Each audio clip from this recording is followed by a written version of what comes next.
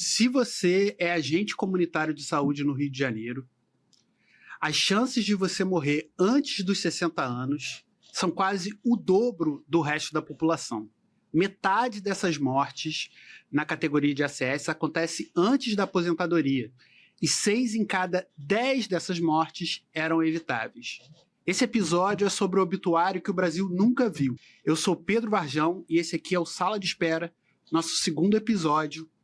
E hoje eu tenho o prazer de receber aqui no nosso podcast a Lívia Merlino, que é pedagoga, técnica em enfermagem e também técnica em ACS, ex-ACS aqui no município do Rio de Janeiro, e o Iago Argolo, que é ex-ACS, mas também arquiteto e urbanista, com pós-graduação em produção e gestão cultural.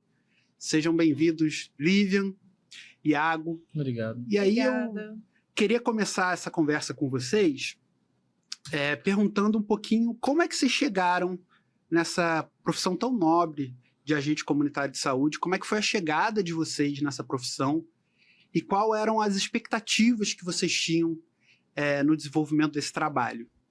Pode começar pela Lívia, por favor. Obrigada, Pedro, pelo convite, muito importante. A minha história é a seguinte, eu cheguei da seguinte forma, a minha tia recebeu um bilhetinho no correio dela, da casa dela. Então, só quem morava em casa que recebeu esse bilhetinho falando sobre essa vaga de agente comunitário de saúde. E ela me ligou, falou assim, Lívia, olha, deixaram isso aqui no meu correio e vê se te interessa. Aí eu olhei assim, eu falei, agente comunitário de saúde? Aí eu fiquei ainda assim, eu falei, mas como assim? E não tinha nem clínica ainda. Então, eu segui ali o que estava escrito no bilhetinho, fiz a inscrição e fiz no mesmo dia, fiz a inscrição. No dia que ela recebeu o bilhete, eu já fui fazer a inscrição. Foi muito rápido. E aí, como era perto de casa, a inscrição, né? Aí eu me arrumei rapidinho e fui fazer a inscrição. Depois, lá eu fiquei sabendo da prova, do dia da prova. E fiz a prova, passei. Depois a gente foi para a etapa da entrevista. E a entrevista já era com a gerente da unidade. Só que a unidade também ainda não estava pronta, né? Então, nós aguardamos as outras orientações em casa, né? E aí, depois a gente ficou sabendo que a gente passou e tal, pereré. E aguardamos a clínica a terminar as obras. Só que o que acontece? No meio da obra, como era 2016, nós estávamos em época de eleição, né?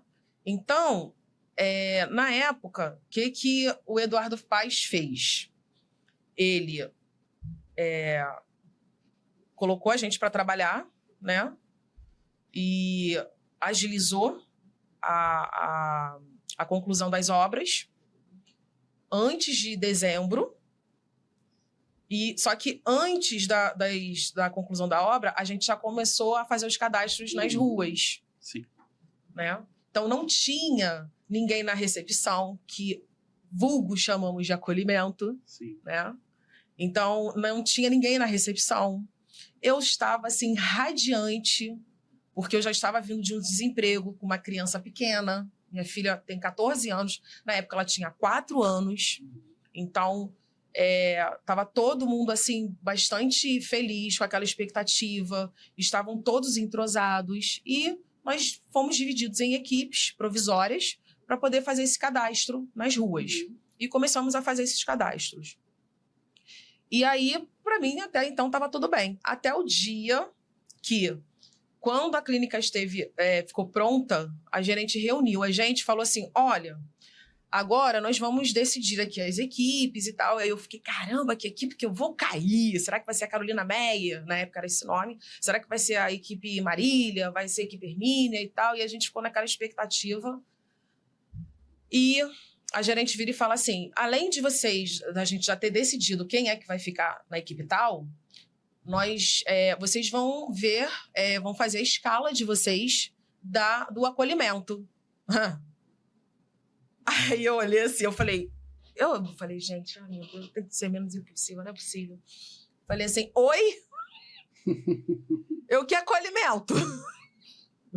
Eu não queria acreditar que era na recepção. Sim. Porque quando eu fui ver sobre as leis do ACS, não citava isso. Só falava sobre a questão da visita, sobre a questão de você ter uma escuta qualificada, de você... Enfim, de você fazer o acompanhamento da gestante, acompanhamento diabético e tal. Como é uma profissão ali naquela região nova pra gente, porque é uma região que as pessoas têm plano de saúde, né? Então, é uma região que as pessoas não têm muito contato com o SUS. Só mesmo em época de vacinação, e olhe lá. Então, era tudo muito novo para todo mundo. E aí, só que eu já meio que corri um pouquinho na frente e fui ler o que eu tinha que fazer. E até então estava batendo com tudo bonitinho, cadastrar, conversar e tal, falar, né, sobre os serviços que a clínica ia começar a ter, até porque as salas já estavam prontas com os nomes, né, saúde da mulher e tal, e os consultórios, e a gente muito encantado com aquilo tudo, só que o encanto acabou, durou pouco, porque eu virei e falei assim, ué, mas aí a gente vai receber para ser recepcionista, não sei o quê, Não, Lívia, é a função do ACS. Eu falei, como assim a função do ACS, ficar na recepção? Tipo, a gente vai fazer o quê na recepção? Ela, então, isso que eu vou falar. Aí ela falou, olha, vocês vão marcar a consulta, vão desmarcar a consulta, vocês vão fazer o encaminhamento dos pacientes para os serviços da unidade. Triagem. Falei, gente, mas isso é triagem. Eu fiquei, ali, com um mês, Pedro, com um mês de ACS, isso foi em janeiro, que aí o Crivella depois assumiu, né? Eu já fiquei, assim, bolada. Eu já fiquei bem, assim, eu fiquei de orelha em pé. E ali foi o start para eu começar a buscar mais informação sobre isso. E aí eu comecei a me enfiar em grupos de Facebook de mobilização nacional. Ali eu descobri Conax, descobri Finaras. Eu fui descobrindo um monte de coisa. E fui conversando com outros colegas de outros locais. Em 6 meses, eu já estava, assim, citando as leis, a Lei 11.350, 2006. E aí eu já estava, assim, de quase salteado de frente para trás, de trás para frente. E aí eu comecei a conversar com alguns colegas.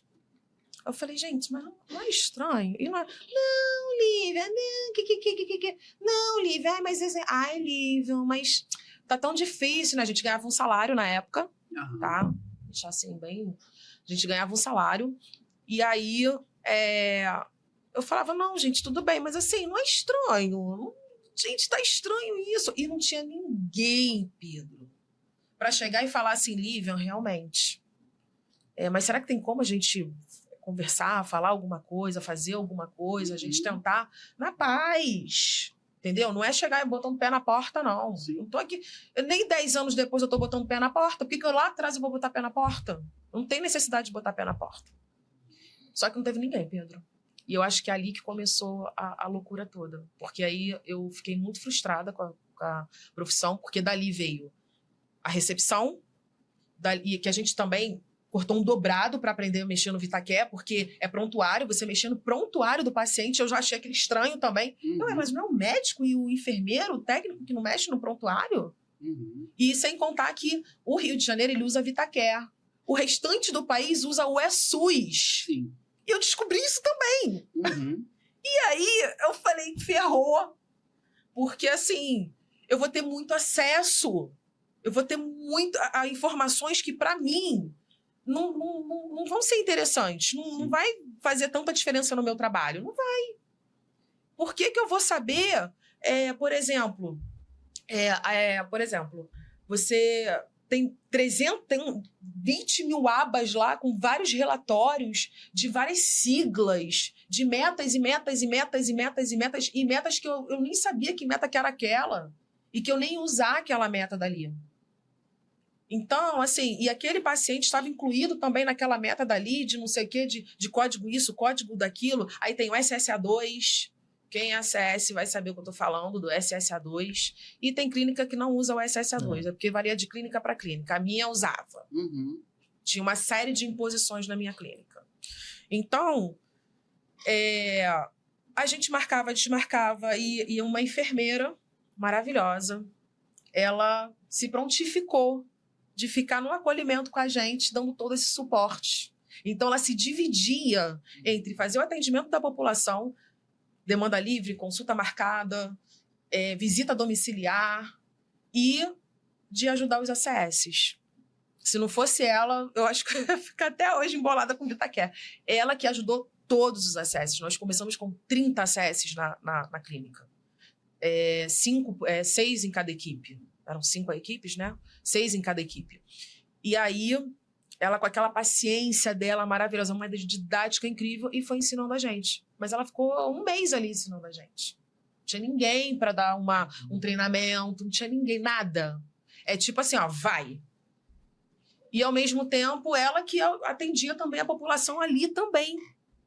Então, assim, ficou aquela coisa assim, sabe? Eu falava, gente, mas vai melhorar. Vai melhorar. Fé em Deus, vai melhorar. Pedro de Deus. Eu não sabia o que me esperava. Veio a escala do posso ajudar. Quando eu vi que não podia piorar, veio a escala do posso ajudar. Porteiro. Aí eu falei assim, isso aqui não é tipo trabalho de porteiro? É óbvio que a função do porteiro, ela é digna, óbvio. Ela é importante em todos os locais, mas não é a nossa função. Sim. Porque o tempo que eu estou aqui dentro fazendo controle de acesso, de entrada e saída de paciente, indicando a unidade desse tamaninho. E eu tendo que falar para o paciente, é ali, ó. É ali, eu não precisava nem sair do lugar. É ali, porque a unidade é pequena. Sim. E eu ficava, para que tirar um ACS do território para ficar no posso ajudar? Isso não é inteligente. O tempo que eu estou aqui, e a gente estava novo de clínica, eu precisava entender o território, porque eu entendi o território, eu moro há 41 anos no Meia. Uhum. Eu entendia o território como moradora. Agora a gente estava em outro cenário. Com certeza. Eu entendi o território enquanto... na época a gente não era registrado como profissional da saúde, não era regulamentado como profissional da saúde. Nós fomos regulamentados em 2023. O Iago até me lembrou, agora no caminho para cá, em 2023 nós fomos regulamentados. Mas nós tínhamos a postura de profissionais da já saúde. Exerciam, de fato. Já exercia. Mesmo sem estar regulamentado. Você imagina regulamentado. Então, eu sentia que o meu trabalho estava escoando pelas minhas mãos, porque a meta que a gente tinha que bater de visita era a mesma de uma pessoa que não tem essas funções dentro de uma clínica. A cobrança é a mesma, só que aí eu percebi que o município inteiro era desse jeito. Eu achava que era só na minha clínica, porque eu não conhecia nenhum agente de saúde, que eu tinha plano de saúde, eu não usava o SUS. Sim. Então, eu nunca tinha entrado nem numa clínica da família. Então, por isso que foi mais um motivo que eu tive para poder buscar conhecimento, entender como é que funciona esse sistema. Uhum. E aí veio o Posso Ajudar, eu questionei. Questionei no carinho, questionei no amor, também não cheguei empurrando, batendo o pé, não. Porque, né, a gente tem educação dentro de casa. Cheguei, olha só. Aí cheguei, esse negócio daí do Posso Ajudar é tipo, que eu tenho que ficar na portaria, mas eu vou ficar na portaria fazendo o que exatamente? Aí bota aquele colete de posso ajudar, né? Não, é porque faz parte do acolhimento. Eu falei, não, mas o acolhimento, que eu entendo de acolhimento, já naquela época eu já dava uma pincelada do que é acolhimento. Não, mas acolhimento, se eu posso acolher o paciente dentro da casa dele, porque eu sou o SUS. O SUS sou eu. Uhum. Então, assim, eu tenho condições, o SUS acredita em mim para eu estar dentro da casa desse paciente e fazer o acolhimento dentro da casa dele. Olha que coisa espetacular. É como se fosse um assessor do povo. Eu sempre falo, o ACS é o assessor do povo. Não tem assessor melhor do que o agente comunitário de saúde. Uhum. E mais qualificado. Não tem. Não tem, não existe. E eu me sentia assim, caramba, assessora do povo. Ainda estou sendo paga por isso. Trabalhar do lado da minha casa com pessoas que eu conheço, que tinham confiança em mim, de eu entrar na casa delas e colher dados sensíveis, e pessoas que não me conheciam, que passaram a me conhecer. Nós tivemos, obviamente, no início, por falta de conhecimento, também, falta de interesse, uma série de coisas, tá? A gente teve uma dificuldade de cadastrar. Na época, a Associação de Moradores do Caxambi, a Amacaixa, A presidente Virgínia, na época, maravilhosa, ela frequentava o colegiado gestor, que a gente também nem sabia o que era colegiado gestor. E eu achei sensacional. Falei, caramba, que coisa incrível. Colegiado gestor, tipo, eu tô aqui junto com o meu médico, com, sabe, essa aproximação. O controle social do SUS, que às vezes a gente vê tão negligenciado. Muita coisa. Então, assim, no início, a ideia, eu fiquei apaixonada pela ideia. Eu falei, pô, eu vou fazer o possível e impossível para tirar isso do papel. Eu vamos à luta. E aí a gente conversou. Aí eu procurei também a Associação de Moradores, né? Eu sempre fui muito, assim, de buscar, tal. Falei, procurei a Associação de Moradores. A Associação de Moradores começou a frequentar o colegiado gestor e ali a gente conseguiu articular com a gerência para que ela fizesse uma campanha através das redes sociais, e ela também fazia muitas ações no território. E aí a gente fechou essa parceria de também a clínica ser incluída nessas ações. Ela fazia uma exposição de barracas com os moradores na praça... que leva o nome de um cantor famosão. Esqueci o nome dele. Orlando Silva. Na Praça Orlando Silva.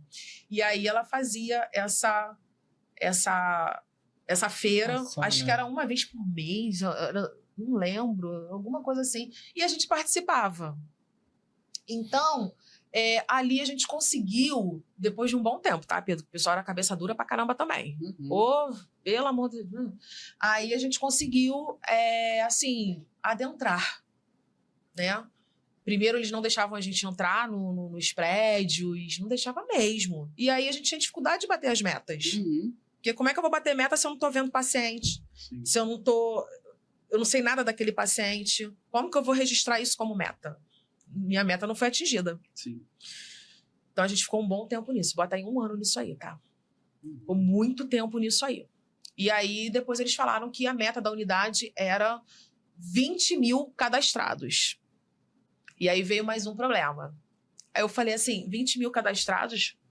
Quantos dentistas vão ter isso aqui pra esse povo todo? Eu falei, gente, tá muito estranho esse negócio. De verdade, tá muito estranho. Aí, se eu não me engano, começaram com dois dentistas. Mas assim, a unidade tá com um dentista só. Sim. É de 1 a 2, no máximo. Né? Aí eu falei assim, gente, mas vai dar conta desse povo todo? Tipo, não que todo mundo vai vir. E 20 mil também dividido por 5 daria mais ou menos 4 mil cadastrados por equipe, Sim. que já está acima do recomendado também. Então, é muito sobre isso, assim, sabe? Muito sobre isso. Eu comecei a prestar atenção nesses números. Eu falei, a conta não fecha. Não vai fechar essa conta. E aí... isso que você falou. São tantos mil cadastrados, por exemplo, numa equipe só. Aí eu olhei assim e falei, vai ser um médico para esse povo todo? Vai ser uma enfermeira para esse povo todo na equipe? É isso mesmo? Tá, mas aí entrou a agenda de demanda livre. Que a gente não conseguia entender essa agenda, mas de jeito nenhum. Se vier um ACS falar que entendia, que dava aula de agenda, eu vou falar que é mentira. Eu sou dessa, é mentira. Porque não dava pra gente decifrar a agenda de demanda livre. Porque como que o protocolo diz, aí você pode me orientar melhor. Se o protocolo fala que tem que ser de 30 em 30 minutos o atendimento com consulta marcada, como que eu vou enfiar um monte de gente ali para aquele mesmo profissional atender e dar conta de acompanhar essas pessoas que estão com consulta marcada? Como é que funciona essa conta? Sem contar que entrou a demanda livre, né? Não, então, mas é justamente isso. A demanda livre... Entrando a demanda livre com as consultas. Com as consultas, aí se entrelaçam. E aí a gente percebeu o seguinte, que a demanda livre estava lá em cima. A balança estava totalmente desequilibrada. Eu não estou dizendo que a atenção básica não tenha que ter demanda livre. Não é sobre isso. Até porque a PNAB... que é a Política Nacional de Atenção Básica, a gente tem outras políticas aí que incluem, né, de urgência e emergência, Sim, né? sim, Tem um sim. plano de urgência e emergência que inclui na atenção básica. Agora, essa desproporção é que está totalmente fora, assim, da realidade. É isso, né? A gente para Dentro da atender realidade demanda livre, né, Sim. Lívia? É importante que o médico que acompanha aquela pessoa também atenda ele nas demandas agudas que ele venha a ter, mas o problema é exatamente esse que você falou, a proporção disso. E também o fato que você falou que os ACS não entendiam. Ninguém entende, porque desde o início da expansão da APS, nenhuma das gestões assumiu a responsabilidade de definir como funcionaria o acolhimento no município. Na verdade, cada unidade faz de um jeito, é completamente heterogênea essa divisão do acolhimento. E a Secretaria de Saúde, eu acho que com intenção, ela se omite de definir como isso deve funcionar. E aí você tem uma pluralidade de modelos diferentes em cada unidade e várias regras que pintam que ninguém sabe de onde é que vem. Do tipo, o teste rápido tem que ser feito no mesmo dia, né? Será que precisa? Assim, no sentido de que, será que a gente não consegue ir atrás desse paciente? Se eu já atendi 30 pessoas naquele turno, será que eu não posso, de alguma forma, colocar esse paciente para o próximo turno, ou agendá-lo, ou fazer alguma coisa do tipo? Eu acho que é de propósito que o município não define essas regras, e aí isso gera o sofrimento, porque acaba que a gestão se utiliza disso para forçar algumas coisas. Sim. E aí adoece a equipe inteira, adoece o médico, o enfermeiro, o técnico, o ACS, todo mundo adoece ao mesmo tempo, né? Mas vou aproveitar para falar um pouquinho com o Iago também. Gostaria que você falasse como é que você chegou, Sim. se a sua experiência foi parecida com a da Lívia, e como é que foi esse começo para você? Bom, obrigado, Pedro. E Lívia também. Bom, eu comecei no período pós-pandemia, eu me formei no período pós-pandemia, então foi um período que também fiz parte da estatística dos que se formam e acabam tendo que buscar em outra área para poder se manter, e etc. Então, quando eu fiquei sabendo da seleção para a Clínica da Família, foi um amigo que tinha mandado uma foto e falou, cara, se inscreve. E muitas outras pessoas também, até com o ensino superior, estavam se inscrevendo e estavam mandando mensagens sobre. Todo mundo estava buscando trabalho. Foi um período bem crítico da nossa história.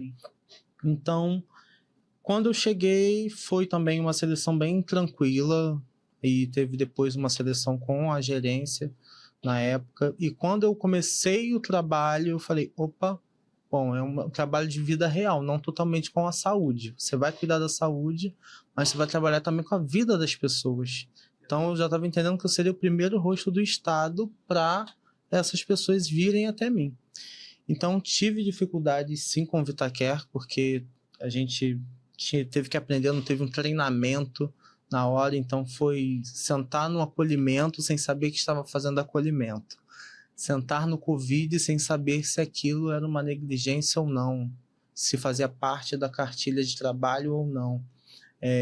Fazer um relatório de dados médicos que devem ser precisos, de pessoas que estão com esse embasamento para poder fazer, sem saber que aquilo que eu estava fazendo era, de fato, ditando uma realidade da saúde daquela pessoa ali. Então, era uma responsabilidade enorme que as pessoas que foram entrando comigo, a gente foi vendo e foi questionando.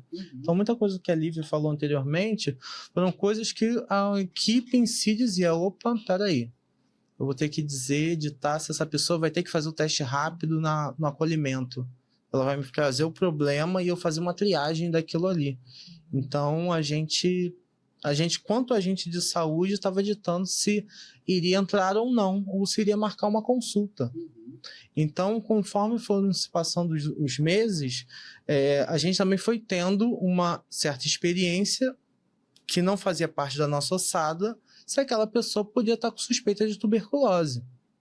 Então, e também fazer toda uma paramentação de poder receber essa pessoa, se ela tivesse com a suspeita de tuberculose, já colocar toda a máscara, fazer o teste de escarro, sem nunca ter feito o teste de escarro na vida. Então, doutora, como é que eu faço isso? Enfermeira fulana, como é que eu faço isso? E ter que fazer, me paramentar. Então, assim, o risco que a gente corria, que é um risco, você tem que ter uma formação, tanto quanto técnica ou acadêmica. Então, foi um momento de sempre estar com a Lívia, que a gente começou a se questionar, quanto colegas, sobre o que a gente estava fazendo. E o pessoal, era um pessoal que muitas pessoas eram letradas mesmo e estavam ali quanto agente de saúde, estando quanto agente de saúde, falando também de forma política por que a gente está fazendo coisas que não são. Existe um local que a gente possa falar, tem um momento nosso quanto a CS, reuniões dentro da clínica, então a gente sempre fazia as nossas reuniões, mas não tanto na clínica quanto deveria ser, porque é um direito quanto categoria. Sim. E não tinha esse suporte, sabe? Então, a gente fazia de acordo com a gerência queria. Então, lançar dados, fazer avaliações de carteira de vacinação de crianças e também conscientizar os pais, isso é um fato do ACS, mas agora fazer uma avaliação em cima de um dado que é tão preciso quanto, né? Que tem coisas que a gente, sim, é na nossa ossada, mas também a gente fica Fica ali num terreno. Num terreno, né? Num nimbo ali. Um pântano. E é basicamente... Eu fui vivendo um dia de cada vez e, assim, foram experiências marcantes. Então, quanto ex-ACS, continuo, né, falando pelos que ainda estão lá, que muitas das vezes não tem tanto conhecimento para poder, né, se expressar. Então, esses momentos aqui são bem importantes para representar quem ainda não tem tanto poder de voz. Com certeza, Iago.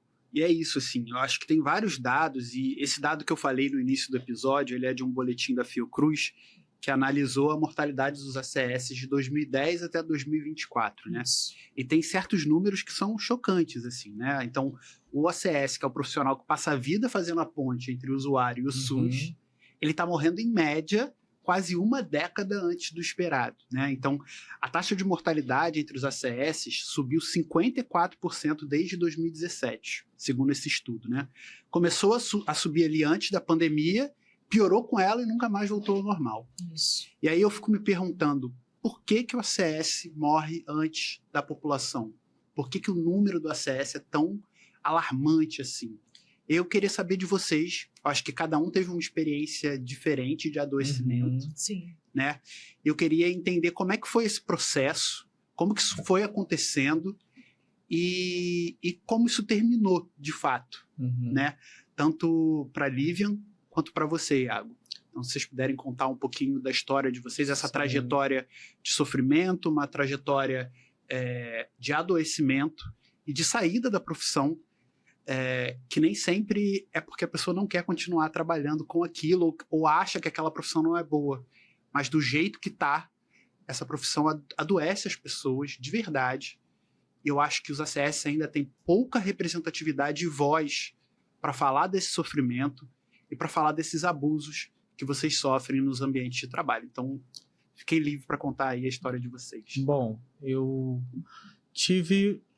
vivi quanto acesso uns quase 3 anos. Foi de 2022 a 25. Começo de 25 foi quando eu saí da clínica. E a gente tem a questão também, por ser na área que a gente morava, né? Nossa cor da pele chega sempre primeiro nos lugares, então as pessoas já olham, dependendo do poder aquisitivo daquela pessoa, ela já vai te olhar de outra forma. Então a gente sempre tem que estar alinhado. E quanto ali na região a rua em si tinha já uma questão já de segurança. Então a gente por a gente já estar muito exposto, então a gente já tinha essa questão de violência urbana, né? Então, dentro da clínica, a gente também não tem todo mundo, ambiente público, né? Todos podem entrar. Sim. Então a gente não tinha aquela questão, então a gente ficava à mercê. Sofri uma agressão nesse período de uma paciente que eu tive que buscar meios próprios para poder botar ela no devido lugar dela quanto cidadã e entender que o SUS é para todos, mas ela tinha um limite para poder não agir daquela forma quanto nós profissionais. Claro. Porque ela sempre, quando chegava, era uma questão agressiva, uma questão muito agressiva. Então, ela xingava os profissionais que estavam ali atendendo ela, até que ela resolveu, porque tem muito disso, né? Às vezes o paciente resolve se identificar com você. Então, eu acredito que ela viu algo em mim que não fosse atingir ela, ela ia fazer com mais um. Então, eu falei, não vou aceitar isso. Então, foram xingamentos, foram também de outros pacientes. Então, a questão foi, peraí, eu tenho que ser respeitado no meu local de trabalho, eu estou no ambiente público. Então, fiz registros, busquei gerência, Então, eu vivi com isso durante um ano dessa paciente em especial, fazendo xingamentos, provocações. Então, eu busquei e falei, bom, quando ela chegar, vou orientar outra pessoa a atendê-la, já que o problema é comigo em especial. Então, eu fazia isso. Ela começou a se sentir muito... Não, ela queria que eu atendesse ela. Então, já vi que era uma questão comigo. Pessoal. Então, até que um belo dia eu sofri uma agressão mesmo. Ela me deu um tapa bem forte, que todo mundo chegou a olhar assim, tipo assim, isso tá errado. E todo mundo começou a falar com ela que ela estava errada. Então, quanto agente de saúde, eu falei, bom, vou buscar os meios que eu tenho. Falei com a gerente, falei com a minha supervisora, a minha enfermeira, elas ficaram sabendo da questão, e eu mesmo fui para a delegacia, que até então ninguém esperava. Ninguém te orientou. E ninguém me orientou. Mas eu, como uma pessoa que busca orientação até com outras pessoas que possam vir me dar essa palavra, né, de conhecimento, busquei a delegacia, falei com o rapaz, fiz o boletim de ocorrência, e ninguém esperou que eu fosse fazer o boletim de ocorrência, porque anteriormente, há um ano atrás, ela é assim mesmo, só que não é bem assim. Ninguém tem um CID e dizer, eu tenho esse CID e acabou. E é isso. E é isso. Que ela tivesse, a sua segurança fica em que lugar então, também. Então, todos os colegas foram falando da questão da segurança. Precisamos ter uma segurança na clínica, porque todo mundo pode acessar. Sim. Então, a gente não pode dizer não, você entra, a gente não pode fazer isso. Mas, por conta de violência urbana, nós estamos à mercê. Então, eu tive essa agressão, busquei, e conversando com uma pessoa que era do meio dos ACS e tinha uma voz, mas você não buscou os meios, a empresa não falou com a gente? Então eu falei, bom, ninguém me deu quanto a essa orientação, falou que era por meios próprios, se eu tivesse que fazer mais alguma coisa, e até quanto à questão da empresa, a empresa também não me deu suporte, não foi aberto os protocolos, CAT, CAT. Né? E eles são responsáveis pela sua segurança dentro da unidade, exatamente, de todos os trabalhadores. Então, até por questões psicológicas, perguntaram o que a gente pode fazer por você. Eu falei, eu me senti desrespeitado. Não tenho que ser feito, tenho que agir quanto profissional, gente. Vamos pôr limites aqui dentro. Porque são ambientes que a gente... É muito protocolar, você não vai sair entrando em qualquer sala, você não vai fazer... Então, também por isso que o ambiente que tem a cada 15 dias, que é eu esqueci o nome, que é a reunião, que tem a cada 15 dias, que tem com o médico, com a enfermeira. Reunião da unidade. Da unidade. Reunião geral. Reunião geral. E a reunião de categoria também. Isso, de categoria, reunião de equipe, enfim. De levar essas pautas. Então, sempre... isso não é um momento. Isso não é um momento. Já foi resolvido. Vamos falar de indicador, né? Vamos falar de indicador. E o accountability, Nós temos um accountability. Então, assim, eu movi um processo que durou alguns 6 meses, aproximadamente, até que ela, no fim das contas, não era questão de ônus, era questão mesmo dela se colocar no lugar dela e eu no meu. Então, movi esse processo durante 6 meses e depois ela fez lá uma ação lá em uma instituição durante um tempo, que foi o que amenizou. Então, assim, ela voltou sã ao lugar dela e também existiram também outras coisas que foi desanimando. A gente começa a entregar um indicador e ao longo dos anos eu já não estava mais tendo motivação. Por que brilho, eu tô fazendo isso? Né? Por que eu estou fazendo isso? E você acaba também se envolvendo. Então, o acesso ele não tem a questão psicológica. É um acompanhamento. é um psicólogo ali para você. Tem um ponto que eu acho sabe, que é muito importante que é do acesso, bem que é o sensível. WhatsApp de vocês, o WhatsApp pessoal. Pessoal, a gente vocês usa são o telefone. cobrados É. a 24 horas por dia Até pra pouco responder no tempo, paciente. No até WhatsApp pouco pessoal. tempo me ligavam. Eu tive que trocar o meu número porque ainda me ligavam. Iago, eu tô precisando fazer tal coisa, eu preciso marcar neurologista e Sim. sabe, e ligam à noite, na época do CS me ligavam à noite, 11 horas, uma e pouca da manhã me ligavam, mandavam mensagem, e até quando eu estava de férias também, tinham pacientes que me ligavam, me perguntando, eu com toda educação respondia quem tinha que responder, e assim, foi um período que eu fui sentindo meu declínio, até por questões mesmo psicológicas mesmo. Tipo assim, tô me sentindo muito pressionado, é uma pressão surreal. Em épocas como desse ano, a gente tinha que entregar um número que a conta não fecha. Sim. E nós somos tantas pessoas, quantas visitas na semana? E um número acima da média do que a gente tem enquanto que está como referência.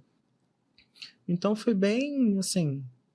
Difícil, bem né? difícil, foi difícil, mas tirei de letra, eu tô aqui para contar essa história.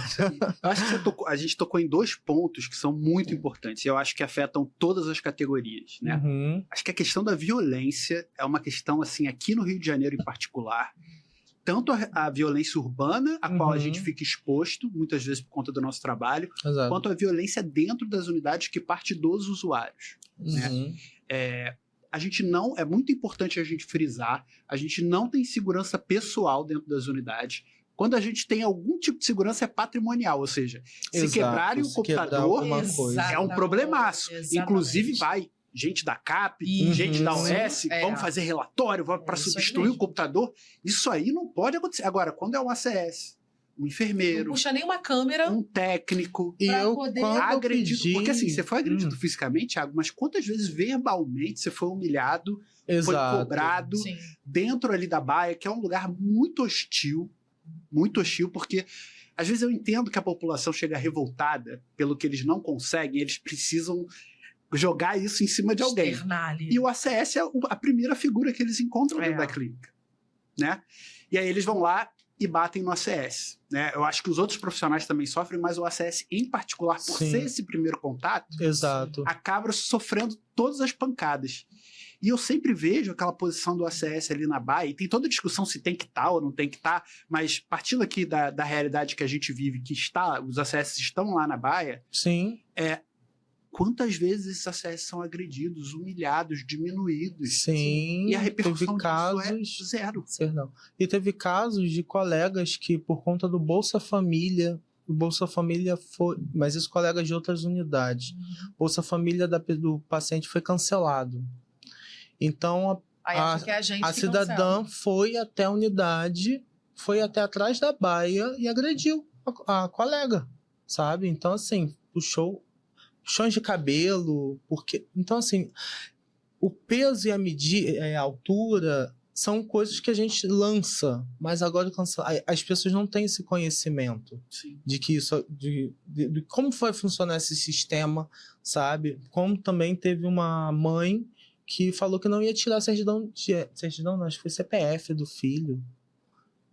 Enfim, eu falei, não, mas é importante você tirar o seu CPF do seu filho, né? Mas é porque o meu Bolsa Família vai ser cancelado e você... Eu falei, não. Então você vai até o CRAS, se informe, tem uns meios para você poder tirar toda a documentação, mas quanto Clínica da Família a gente faz esse lançamento. Então, sentei com ela do meu lado, uma outra colega também estava acompanhando, mostrei para ela como funcionava o sistema, o portal. Olha aqui, tá vendo seu nome, o nome do seu filho? A gente lança aqui o peso, medida, altura, se a caderneta está atualizada ou não. Fora isso, não tem nada com relação ao seu Bolsa Família.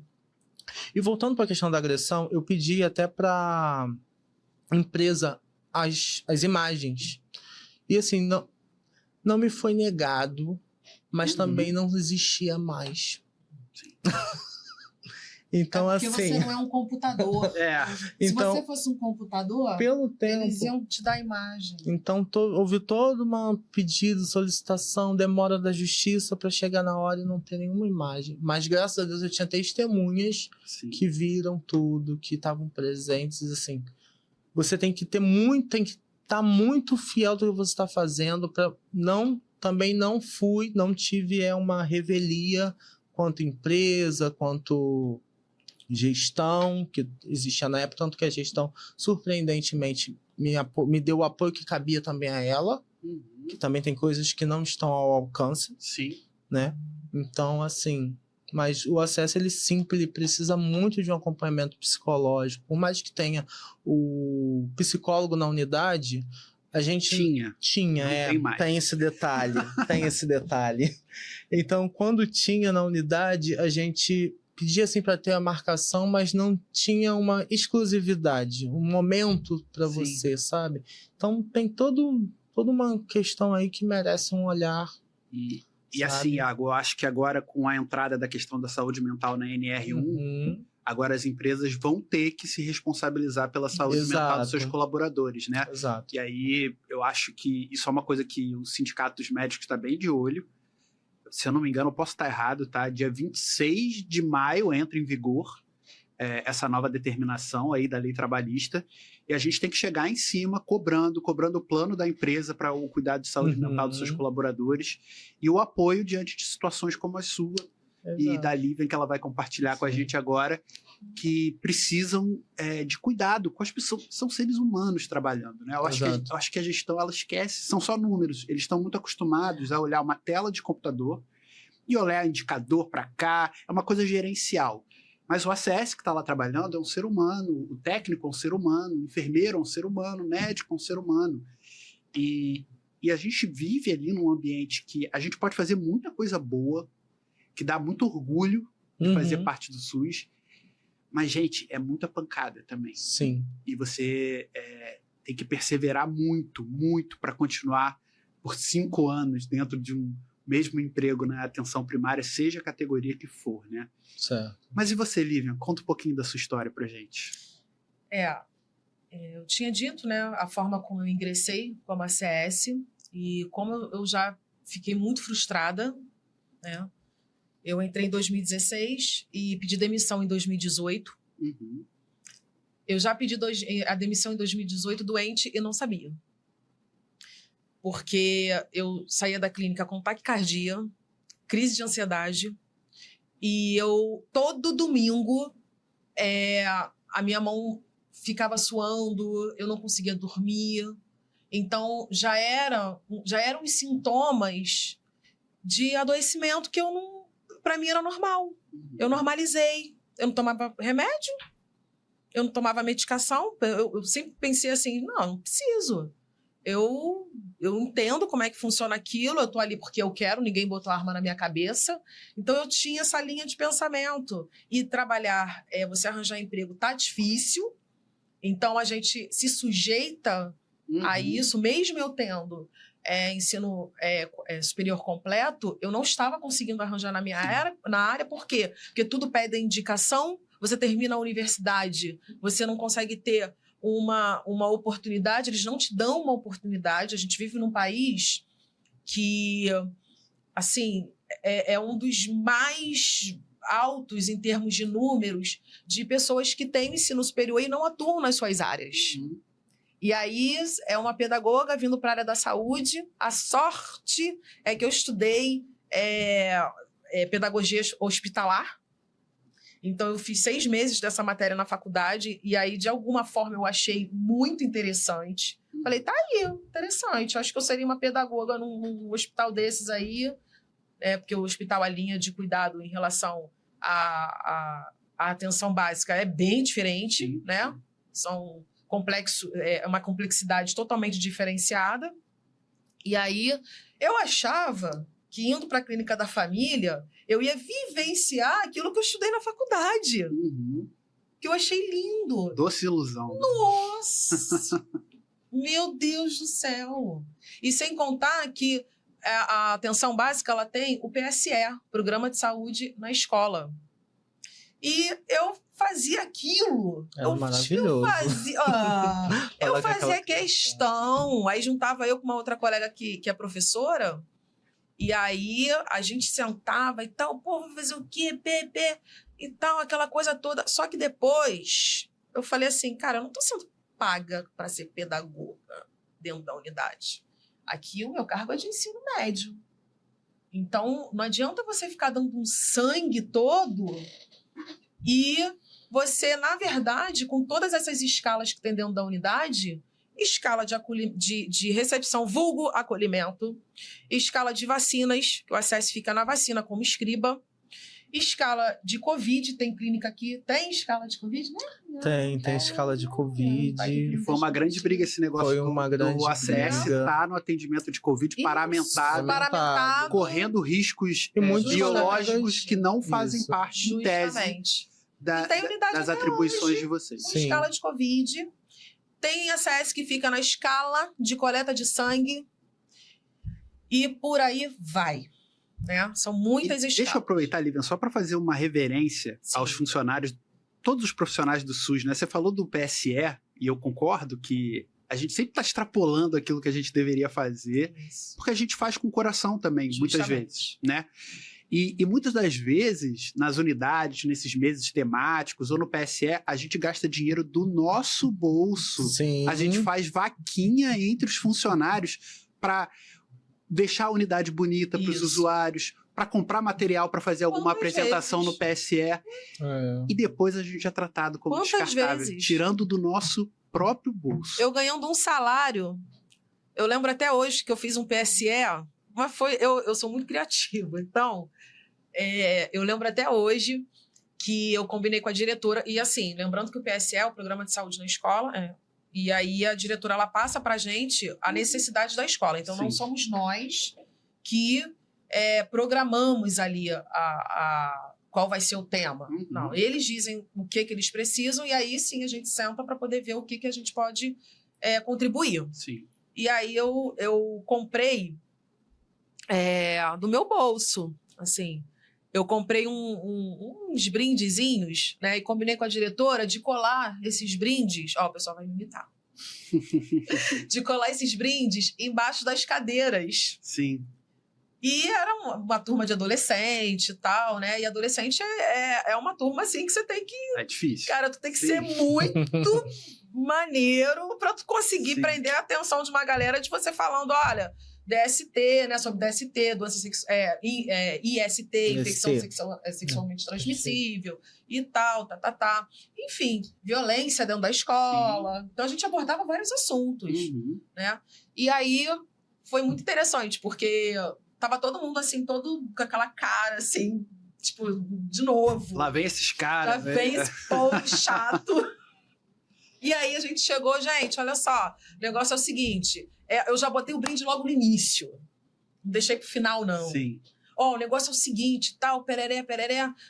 Dá uma olhada aí na cadeira aí. Vê aí na cadeira. Vê o negócio aí na cadeira de vocês. Nossa, o pessoal levantou assim. Só faltou botar a sala abaixo, mas foi muito legal, foi muito engraçado. Foi bem bacana. E aí, aqueles brindes tinham a ver com a dinâmica ali que a gente estava propondo. E foi uma coisa rápida. E assim, foi bem lúdico, né? Foi de encontro à realidade aqui daqueles alunos. Gente, foi um trabalho muito bacana. Eu fui embora, assim, pra casa não, né? Fui embora pra clínica, voltei pra clínica e peraí, você viu aquele menino, aquela menina, não sei o quê. E eles vinham abraçar a gente. Sim. E vai vir quando de novo. Era isso que a gente queria, né? Não é ficar falando, debatendo um bando de hormônios ali em erupção, né? E prender os meninos ali por 30 minutos, meninas, enfim, por 30 minutos ali, falando um monte de coisa que eles até já sabem. Sim. E se demorar, sabe mais do que a gente. Sabe mais do que a gente. Então, voltando à questão das escalas. Essas escalas, elas começaram a ser intensificadas ao longo do tempo. E aí eu saí em 2018, tive um outro emprego, e abriu novamente o edital em 2021, resolvi voltar. Sim. Resolvi voltar porque eu pensei, gente, a Covid que a Covid deve ter feito? Sensibilizado as pessoas.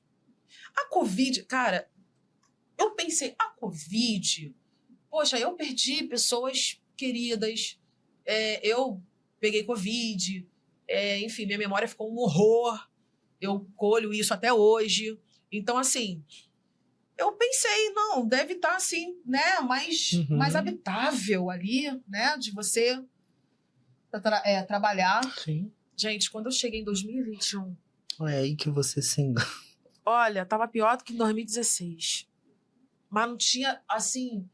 A Covid, ela chegou arrasando o profissional da saúde de uma tal forma, em todos os aspectos. E realmente, eu vi colegas ali que trabalharam, colegas completamente adoecidos, colegas, assim... Ai, gente, num cenário, assim, parecia de guerra. Sim, e foi de guerra mesmo. Sim, sem dúvida. Foi um cenário de guerra, sem E eu dúvida. acho que todos os profissionais acreditaram que depois alguma coisa ia ter em troca. Em troca. Tanto o reconhecimento da sociedade quanto da gestão. Do tipo, Justo. cara, vocês botaram sua cara a tapa, se arriscaram. Arriscaram as suas famílias, a sua saúde, para estar ali sendo a mão do Estado durante uma calamidade como foi o Covid. E depois só piorou. Não, eu até pensei, poxa, eu acho que eu tô voltando numa boa hora, porque aí eu posso colaborar. Como eu estive fora da unidade durante esse pico da Covid, então é uma outra cabeça. Você volta com a cabeça até um pouco mais fresca. Sim. Embora tenha sido algo assim absurdo, né? Foi devastador para todo mundo. Sim. Independente se você é paciente, se você é profissional da saúde, não importa. Mas... é óbvio que as pessoas que trabalharam na linha de frente ali naquele momento, elas nunca mais vão ser as mesmas. Jamais. Acabou. A gente tem que administrar isso daqui para frente. E aí eu imaginei, poxa, deve estar tendo um suporte bacana, deve estar... o protocolo deve estar menos engessado. Gente, o protocolo estava extremamente engessado. A atenção básica já era descaracterizada, ficou mais descaracterizada ainda. Eu não reconheci a clínica que eu voltei. Eu não reconheci. O ambiente que era tóxico se tornou um ambiente genocida. Virou uma UPA da família, literalmente. E quando eu falo isso, Pedro, eu não falo só pelos ACS, não. Eu vi uma enfermagem adoecida, os técnicos adoecidos. Eu vi médicos e médicas adoecidas. Eu vi ACS, obviamente, nem se fala adoecidos. Até o pessoal da ADM. Sim. A ADM, tava sobrecarregado, meu né? Deus, ADM. Gente, não tem ninguém que fale pela ADM. Ninguém. Não tem. Sindicato, não tem nada. Não tem nada da ADM. Quantas vezes eu conversava com o pessoal da ADM? Às vezes eu tirava uns 10 minutinhos ali do tempo que eu não tinha. Porque você fica para lá e para cá o tempo todo com escala dentro da unidade. E quando dá tempo, você consegue fazer uma visita. E torcendo para o paciente estar em casa, porque senão você é tempo perdido, você não bate meta. Aí sabe o que acontece? Chega na reunião, você ainda é chamado a atenção na frente de todo mundo. Sim. E não é só ser chamado a atenção levemente, não. É um negócio que é pra te humilhar. E aí, depois veio a questão... Aí você entrou na questão do WhatsApp, que eu também queria falar sobre o WhatsApp. É muito complexo isso, porque você imagina, você ter 1000 pessoas cadastradas na sua senha, e aí você ter que usar seu número pessoal. Pô, as pessoas já sabem onde você mora. Porque a ACS tem que morar no território. Todo mundo já sabe onde você mora. Quando ainda tem seu telefone... Eu vejo isso ainda como um risco, né?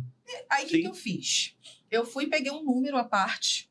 Paguei muitos ACS fazem isso. E pagam do seu próprio dinheiro. Pago do meu bolsinho ali. E aí, eu pensei assim, não, eu vou fazer o seguinte, eu vou deixar o grupo prioritário. Não, o prioritário do prioritário. Vamos dizer assim. Gestante e mães com bebezinhos. Aí eu pensei assim, porque não dá, gente. Como é que você vai botar hipertenso, diabético? Não dá. E aí, pessoas com tuberculose e tal, eu vou tentar monitorar também, não é acompanhar pelo WhatsApp. Sim. É monitorar pelo WhatsApp e usar como ferramenta para me ajudar. Ok. Um tempo depois veio o quê? O WhatsApp da equipe.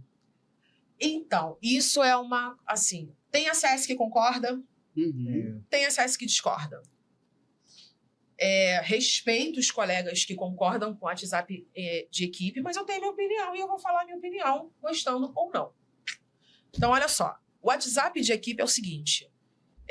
O ACS ele virou um operador de telemarketing. Eu trabalhei como operadora de telemarketing, eu super relembrei algumas coisas. Eu falei, gente, eu tô me sentindo lá com os meus 19 anos. Na época que eu era operadora de telemarketing. E aí começou a pressão de que tem que responder, porque tem que responder. E os próprios pacientes iam na clínica reclamar com a gerente que nós não estávamos respondendo. Ou você faz uma coisa ou outra. Ou você responde no WhatsApp, ou você fica na baia, ou você faz VD, não dá pra fazer tudo ao mesmo tempo. Não dá. E tem clínica que deixa o celular, porque a prefeitura deu um celular. Gente, é um celular que é da década de 40. Muito precário. Detalhe, eu acho que não, né? Óbvio, nem existia celular na década de 40, mas a gente, né? É só pra vocês terem uma ideia assim, entendeu? Era um celular que, assim, quando ele queria, funcionava, aí desconectava. O computador da unidade é a mesma coisa também. Né? E era 4 chips para responder o WhatsApp, WhatsApp Web, 4 chips para um único telefone. E fé.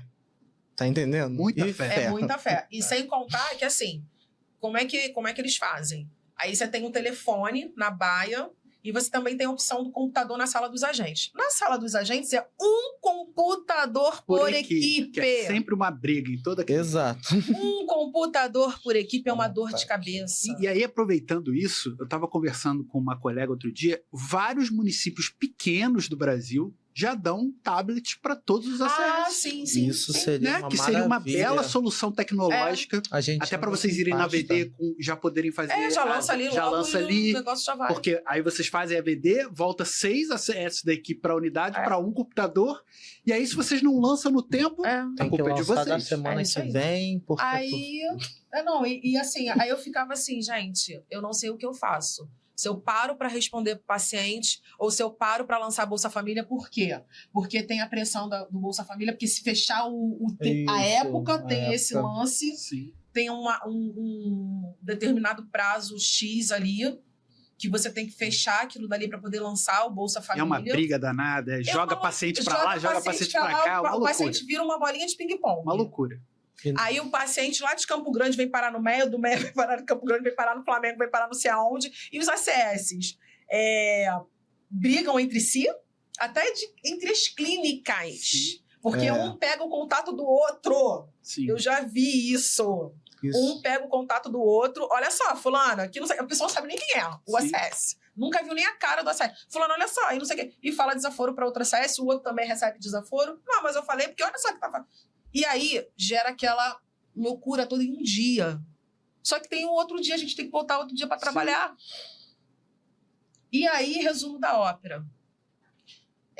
Uma coisa que eu comecei com uma como é que eu vou dizer? Uma crise de ansiedade, taquicardia, a boca seca, todos esses sintomas. Evoluiu em 2023 para uma convulsão. Eu estava lançando naquela pressão absurda e eu estava quietinha lá lançando as VDs em 2023. Os colegas... eu estava na sala nesse dia. Tu estava na sala? Não lembro. Aí eu estava lançando e eu tive uma queda. E uma colega até falou assim, Lívia, eu achei que você estava até brincando. Tinha caído da cadeira. Não, ela falou que achou que eu estava brincando, que eu fiz assim, eu fiz um som. Uhum. Eu não escutei esse som. Claro. Falaram que eu fiz esse som. Uhum. E aí, logo em seguida, aí ela falou que ela se desesperou, foi quando ela viu que eu caí. Nisso que eu caí, que eu tive essa queda, aí, enfim, parou a unidade inteira, né? E eu tava... falar legal, porque assim, eu só tive flashes. Eu tava fora, cada hora que eu abri o olho, eu tava num lugar diferente, eram pessoas diferentes, eu não reconheci ninguém. Eu não tava reconhecendo ninguém. E aí aquele desespero todo, e chamaram vaga zero, fui pra UPA. Aí até uma colega nossa foi junto com a gente, ela foi lá na UPA junto comigo, e eu falando besteira, assim, eu olhando pro teto, não sabia o que eu tava fazendo, onde é que eu tava, e falando nada com nada, eu fazendo umas perguntas, eu nem lembro o que eu perguntei pra ela, depois que ela me falou, ela, Lívia, você me perguntou uns negócios assim, fui pra UPA e fiquei convulsionando durante 3 dias na UPA. Pergunta se alguma gerente, alguma enfermeira... Pergunta se foi alguém lá me ver. E aí, a Lívia tá viva? Alguém na empresa? Da empresa? Não. Ninguém. E aí foi uma amiga, a Andresa. Eu ia falar o nome dela. Aí ela foi lá me ver e tal. E no terceiro dia que eu fui... No segundo dia que eu recebi alta pra ir embora, eu estava na cadeira de roda, eu não lembro disso, me contaram. Eu convulsionei. Minha tia estava na minha frente, minha tia que me criou como se fosse minha mãe, né? E ela foi me buscar. E aí eu convulsionei. Ela falou que eu agarrei assim nos braços dela. E ela tem 85 anos. Então imagina a pelezinha dela. E eu agarrei na pele dela, eu machuquei ela. Eu estava na cadeira de roda e aí eu fiquei internada de novo. Pedro, eu fui trabalhar na semana seguinte. Acontece muito Pedro, isso. eu fui trabalhar. Os colegas, Pedro, eu cansei. Olha. A gente ficou revoltado. Os colegas me ajudavam a ir para casa, que eu me dava lapso de memória, e eu olhava assim, caraca, eu tenho que ir pra cá, eu tenho que ir pra cá. Me dava muito lapso de memória. E eu fiquei 2 semanas sem lembrar o nome dos colegas. Eu olhando assim pro colega e o nome não vinha. Eu sei que ele é meu colega que trabalha comigo, mas não vinha o nome dele de jeito nenhum. E os pacientes também. E ali minha vida virou um inferno.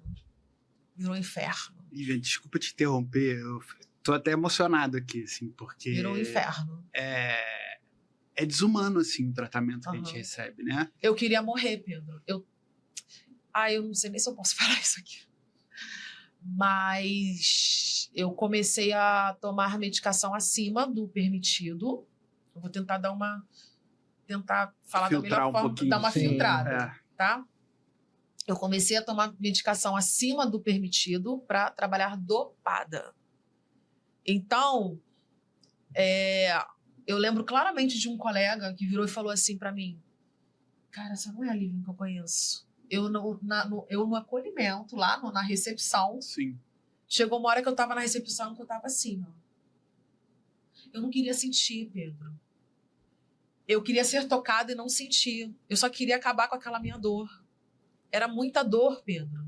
E eu com a minha filha de 14 anos... Não, minha filha tinha 23, 14, 13, 12 anos. Minha filha tinha 11 anos. E aí, de 2023, nós estamos em 2026... Eu sofri vários desmaios, eu tive vários desmaios. Se eu ficasse muito emocionada, muito feliz, minha pressão subia, eu não cheguei a desmaiar dentro da unidade. Sim. Tá? Mas eu desmaiava...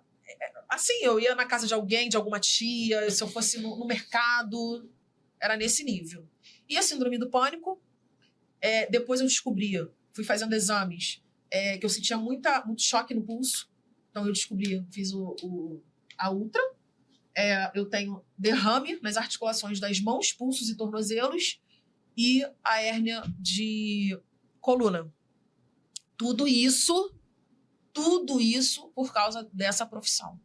Que é uma profissão que lá atrás, que eu não conhecia, entendi o papel dessa profissão, eu abracei esse papel, terminei adoecida. E, por último, quando eu estava me tratando, eu estava pagando psicóloga, eu estava fazendo terapia, eu estava pagando psiquiatra, porque se você depender de tudo do SUS, né? Fica difícil, demora psiquiatra. Principalmente a saúde mental. Saúde mental, não, gente. É sobre isso. Um neuro que você precisa. E aí eu fiz todos os exames, deu tudo normal. Esses exames que a gente faz, né? Essa neuromiografia. Não, eletroneuromiografia, eletroencefalograma. Isso, deu tudo normal. Ou seja, falei, bom, então a gente já tem que ir para uma outra linha. Eu não sofri danos neurológicos, isso é bom. Mas... Então o que foi, né? Aí, o que acontece? É um bom, mas que como não apareceu em exame, você é negligenciado. Sim.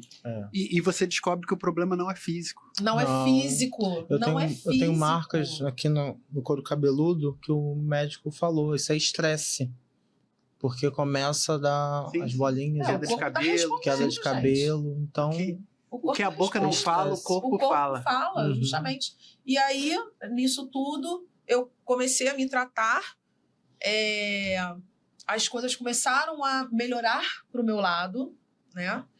As síndromes, eu cheguei a parar assim no CAPS, porque teve uma vez que eu fui embora para casa e eu não sabia para onde ir. Aí eu peguei o celular tremendo e digitei CAPS. Aí apareceu CAPS Engenho de Dentro, que é a nossa referência lá. É o Nise da Silveira? Nise da Silveira. E aí eu fui super bem acolhida pela psicóloga e uma equipe lá dela. E ela falou pra mim, olha, vamos nos ver mais vezes e tal, pereré, tal. Eu tava uniformizada, eu tava com o uniforme do ACS. E aí eu falei, eu não aguento mais, chega, eu não aguento mais, eu não sei nem o que falar. E eu só chorava. Falei, eu não aguento, eu não sei o que eu faço. Porque eu já tô botando o currículo, eu sou técnica de enfermagem. Eu tô colocando o currículo, ninguém me chama. Eu só ouço o tempo inteiro que é indicação tem que ser indicação. Para trabalhar no hospital tal, indicação. Para trabalhar no SUS, indicação. Para trabalhar... E eu não tenho indicação, eu não tenho ninguém que chegue e fale, aqui, ó, toma. Eu tô buscando. Agora tem até curso de pós-graduação, né? De alguns coordenadores de CAP. Sim. Que as pessoas... Ou que falam, né? Eu não posso confirmar, isso são denúncias. Eu não posso confirmar que só consegue ser contratado quem tem após, né? Então, tem essas questões. É muita coisa que você, assim, no meio do caminho você fica sabendo, Pedro, que assim, te desanima num tal nível. Aí eu meio que fiquei muito, assim, sabe? Eu fiquei desesperançosa das coisas. Que a gente tá, mesmo estando ali dentro, a gente também busca oportunidades. A gente busca oportunidade. Porque assim, não é porque eu tô como agente comunitário de saúde que, gente, eu tô vendo que o negócio não tá bom pro meu lado. Eu falei, eu não vou poder me aposentar nisso. Sabe por que eu não vou poder me aposentar? Porque eu não vou chegar viva. Que é o que os números do boletim eu mostram. não vou chegar viva. E até então eu não sabia desses números. Eu só vim saber desses números há dias atrás, Pedro. Isso explica tudo. E aí... Num dia, assim, que eu estava no meu almoço, que eu estava, assim, me levantando, sabe? Eu já estava não estava mais sentindo aquelas crises severas, né? Mas eu estava caminhando. E aí eu recebi um telefonema do RH no meio do meu almoço. E aí a pessoa do RH virou e falou assim, olha... E com uma voz muito ríspida, como se me conhecesse, como se estivesse com muita raiva. Eu senti isso nessa voz. E, obviamente, eu não conhecia a pessoa também não me conhecia assim, também, né? E ela virou e falou assim, Livian, boa tarde. Boa tarde?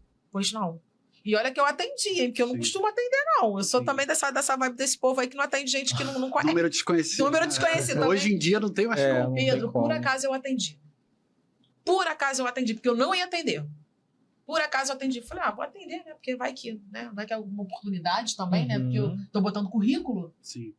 Tô procurando outros ares. Aí você não pode também ficar dispensando um monte de ligação. Claro. Exato. Pô, atendi. Pra que eu fui atender? Aí ela me vira e fala assim, Livian, boa tarde. Boa tarde. Eu preciso que você venha aqui na Barra, aqui no RH. E eu preciso que você venha agora. No mesmo dia? Agora. Ela não sabia nem se eu tinha dinheiro de passagem, porque a CS não recebe dinheiro de passagem. Você estava no Meia, né? Sim, eu estava no Meia. Meu amor, do Meia pra Barra. Vocês vão mandar um carro para me pegar? Pois justamente. E eu não pensei nisso. Podia ter falado, né? Não. Não pensei. Não dá ideia não, Pedro. Jesus. Não me dá ideia não, Pedro, que eu já tenho ideia até demais. E aí eu virei e falei pra ela. Eu falei, olha só. Não vai falar assim comigo. Ninguém fala assim comigo, Pedro, eu não permito. Pedro, eu posso estar assim, ó, lelé, mas ninguém fala assim comigo. Ninguém. Eu virei e falei assim, olha só. Primeiro, quem é você? Aí ela se identificou. Oi? Caramba, é uma pessoa grande lá no RH. Olha isso. Não era funcionário, não. Sim. Assim, não, era grande. Lá no RH. Tá. Aí eu falei assim, segundo, a minha gerente está ciente? Ela, não. Nós não comunicamos a sua gerente porque esse assunto só diz respeito a você. Assim. Do jeito que eu... Assim. Aí eu virei e falei assim pra ela, não, mas olha só, eu não vou pro RH... Porque minha gerente não falou nada. Eu vou por ordem dela. Ela é minha chefe direta. Ela, não, eu preciso que você venha no RH, e agora? Aí eu comecei a pensar, passou um filme na minha cabeça. Eu comecei a pensar, será que eu falei alguma coisa que eu não devia?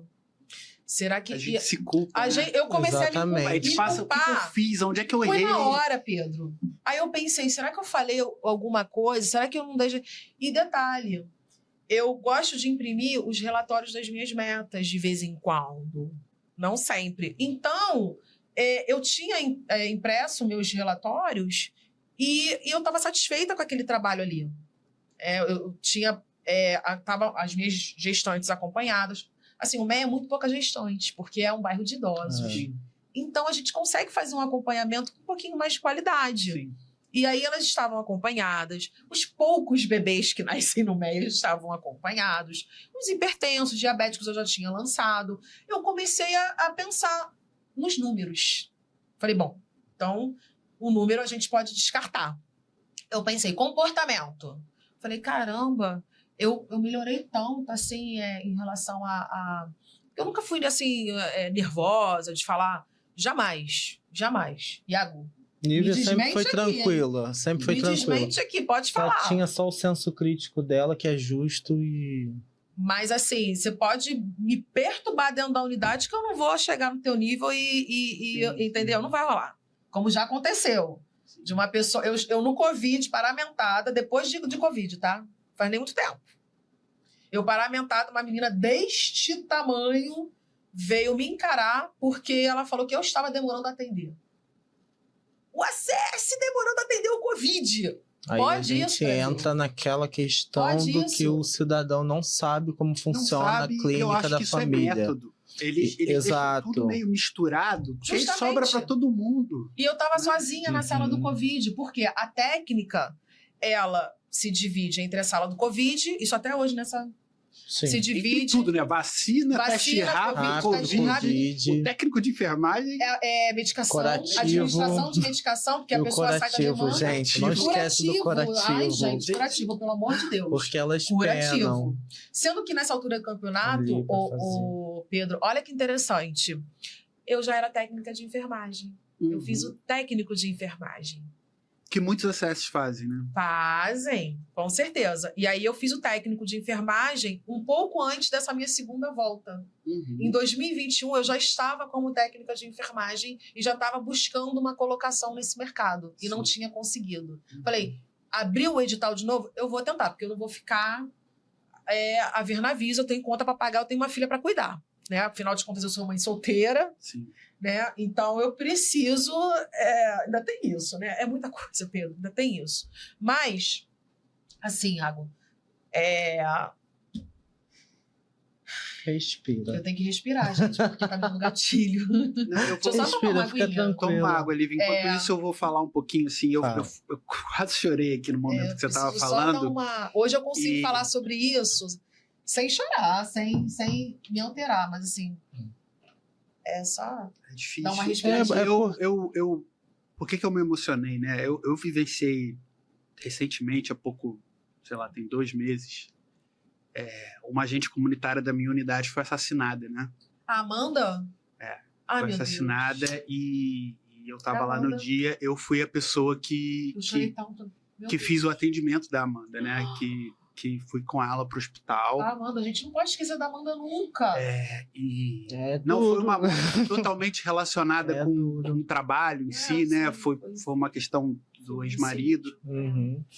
Mas, assim, isso me marcou e mexeu comigo de uma forma, assim, que eu acho que eu ainda tô digerindo isso. Eu não superei isso Eu não consigo totalmente. nem imaginar. Eu não consigo imaginar. Imagina. E isso foi a partir daí que eu comecei a fazer toda a movimentação que eu tenho feito, né? Nossa, Pedro. Que eu comecei a brigar, que eu comecei esse podcast, que eu tô botando minha cara a tapa e tô sofrendo muito. Tô com minha filha para nascer daqui a 2 semanas e suportando muitas coisas, assim, em troca do que eu acredito, assim, que é a dignidade pra gente, assim, como trabalhador, independente da categoria. Sim. Então eu me emocionei porque eu sei que vocês, como agentes comunitários de saúde, sofrem muito e são desvalorizados e E me entristece muito saber que existe uma gestão que desumaniza a gente, Muito. né? Eu imagino como você, Lívia, depois de tudo isso, desse abuso de contato que fizeram com você, como é que foi depois que teve essa reunião, do que aconteceu? Como é que foi o dia seguinte? Então, e aí ela me ligou, eu fui pra Barra, eu peguei um Uber, tá? Que ela falou que tinha que ir agora, sendo que antes eu liguei pra minha gerente já estava desesperada. Que ela falou, Lívia, me ligaram do RH falando que queriam falar com você. E eu não entendi nada. Eu falei pra ela, eu já sabia da resposta, mas eu tive que ouvir dela.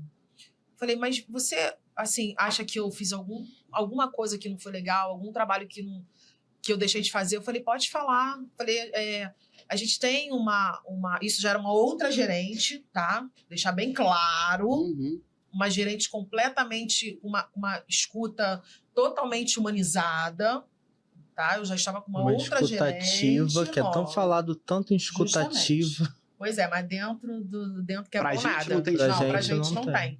Mas eu tive naquele dia, e eu já esperava isso dela, tá? Como profissional. E aí ela falou assim, eu não sei nem o que te dizer.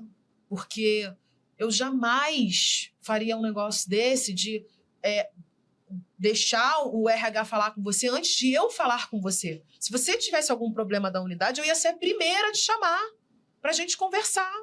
E você sabe que a gente tem um caminho aberto, a gente tem um diálogo bom. Eu falei, pois é, mas... e eles não me falaram nada o porquê. Eu falei, eu sei que não falaram. Isso é uma tortura psicológica. Eu me senti violentada. E aí, eu falei pra ela, eu tô indo pra lá agora, tá? Tô indo pra lá agora e depois a gente se fala. Chegando lá, Pedro, os papéis já estavam sobre a mesa, vieram 2 funcionários, não foi nem a pessoa que me ligou, vieram 2 funcionários, e cheios de dedos, e me pedindo muita desculpa, me pediram desculpa 3 vezes, pedindo desculpa, e assim, muito, eu senti que tava um clima estranho. Sim. Tava um clima estranho. Aí eu deixei eles falarem, que eu percebi que também ali para aquele lado tava esquisito. Então, vamos piorar, né? Vamos tentar, né? Aí eu deixei eles falarem, deram boa tarde e tal, tararé, Lívia, olha, a partir de hoje você está sendo desligada, porque a empresa está tendo uma reestruturação, e aí eu li no papel que estava sendo remodelada, tendo uma remodelação, Uhum. e assim, em poucas palavras, uma remodelação e que era uma demissão sem justa causa. Uhum. Aí uns papéis lá, assinei e tal, e aí eu falei para eles, posso só fazer uma pergunta, assim? Eu sei que a CLT, ela não obriga a empresa falar o porquê. Só obriga ali quando é justa causa. Eles, eu falei, então, será que vocês podiam pelo menos me dar um feedback?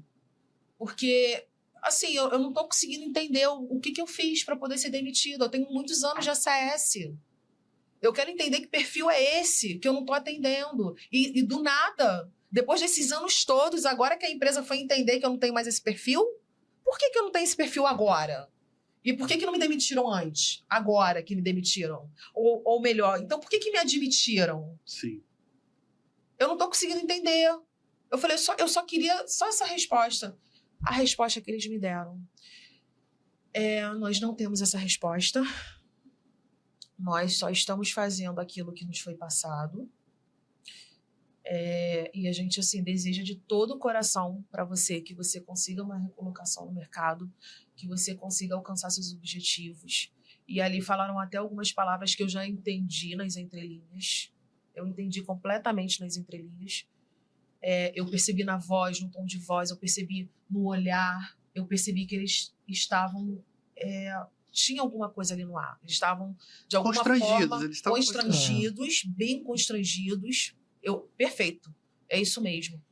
E aí eu saí dali, eu não consegui falar mais nada, eu não consegui pensar em mais nada, eu não consegui pensar. Aí eu desci, lá na empresa tem um laguinho, é um ambiente muito bonito, assim, Sim. né? E tal. Aí eu fiquei ali perto daquele lago, eu fiquei perto daquelas plantas. Aí eu falei assim, eu vou fazer o que eu sempre fiz nos momentos mais difíceis da minha vida. Eu vou me silenciar e vou tentar me ouvir. Foi isso que depois eu fui aprendendo na terapia. Me silenciar e me ouvir um pouquinho. Me ouvir. Não me culpar. Me ouvir. Porque se eu perguntei para a empresa, eles falaram que... eu ainda perguntei para eles. Eu falei, eu tenho algum histórico negativo na empresa? Alguma advertência ou alguma coisa que de repente eu não sei, eu não estou lembrando? Eles, não, você não tem nada de negativo na empresa. Nada registrado. Nada. Nenhuma advertência? Nada. Eu perguntei. Eles, não, você não tem nada. E assim, a gente te deseja de verdade que você consiga aí alcançar seus objetivos e tal. Um caminho legal para você. Aí me deram um abraço. E me deram um abraço apertado, Pedro. Aquele abraço me disse muita coisa. Os dois me deram um abraço. E assim, um abraço um pouco demorado. E aí, tem coisas que você não precisa falar para ter resposta. O trabalhador entende o trabalhador. Entende. Entende, porque até poucos minutos atrás eu também estava no lugar deles. Então, entende. E aí eu liguei aí quando foi mais 7 horas, isso foi meio-dia. Aí eu cheguei na Barra umas 2 horas da tarde, porque Barra é longe pra caramba. Sim. Aí, até pedi Uber, até não sei o quê, cheguei 2 horas da tarde na Barra. Aí, depois daquele trâmite todo, 7 horas da noite, eu ainda estava sentada lá. Eu estava sentada, 7 da noite.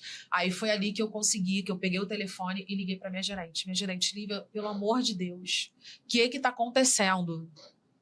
Falei, eu fui desligada. Eu tô, na verdade, te ligando para te agradecer por você ser quem você é. Porque eu acho que a gente precisa de pessoas como você nas lideranças. Eu acho que a gente tem que ter gerentes como você. E eu quero ter essa oportunidade. Que bom que pelo menos uma coisa boa que eu tô tendo é ter essa oportunidade de falar isso para você. Para você ver que eu não sou puxa-saco. Podia ficar puxando teu saco enquanto eu estava como ACS. Mas eu faço questão de falar isso para você nessa demissão, porque é o que eu sinto e é o que eu vejo. E é a minha conversa com os colegas também. Você pode perguntar a qualquer colega o que eu acho de você. E essa parceria da gente, eu espero que essa parceria não termine hoje. O papel separa a gente, mas a nossa parceria não pode separar. Ela tem que ser para sempre. Se for, assim, depender de mim, vai ser para sempre. Porque é pessoas como você que eu quero perto de mim. Ai, ela ficou sem ter muito o que falar, ela ficou naquele silêncio no celular e ela, Lívia, eu não sei o que te dizer. Eu não sei o que falar. Ficou aquele clima... Aí eu falei, calma, fica calma. Aí não chorei, eu tava medicada, né? Não que a gente não chore quando tá medicado, mas eu tava, assim... Um pouquinho mais desligada. Um pouquinho mais desligada, porque houve essa necessidade para eu não... Sim. De repente desmaiar, ou coisa do tipo, né? Como eu já tive esses episódios, e já tinha muito tempo que eu não desmaiava. Inclusive, lá em casa, eu ensinei a minha filha. Se a mamãe convulsionar, você vai fazer assim, assim, assim com a mamãe. Para, mãe, que não sei o que. Eu falei, não, isso é importante que todos saibam. Claro. Todo mundo tem que saber prestar os primeiros socorros, que isso determina uma vida. Sim. Os segundinhos ali é que salvam. Aí eu falei, se você quer ver sua mãe viva mais tempo, não que eu não vá morrer. Né? Não tem o espírito de Highlander, não. Mas a gente tem que começar a aprender. A gente tem que começar a entender como é que funciona o nosso corpo. E aí, quando você for socorrer a vovó, se precisar socorrer a vovó, e ali eu fui explicando para ela. Então, resumo de tudo. Eu cheguei em casa, Pedro, eu não sabia nem o que falar para minha filha, eu não sabia o que falar para minha tia, eu não sabia o que falar para os meus amigos, eu não sabia o que falar para a clínica, porque não estava fechando. Mais uma conta que não estava fechando, esse desligamento.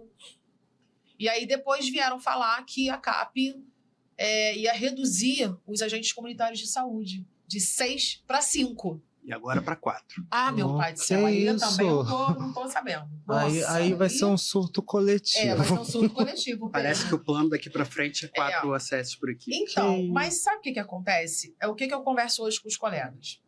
E lembrando que Em 2023, quando eu convulsionei, não abriram o CAT. Não sei se eu falei isso. Não abriram o CAT. Assim como não abriram pro Iago também. Não abriram.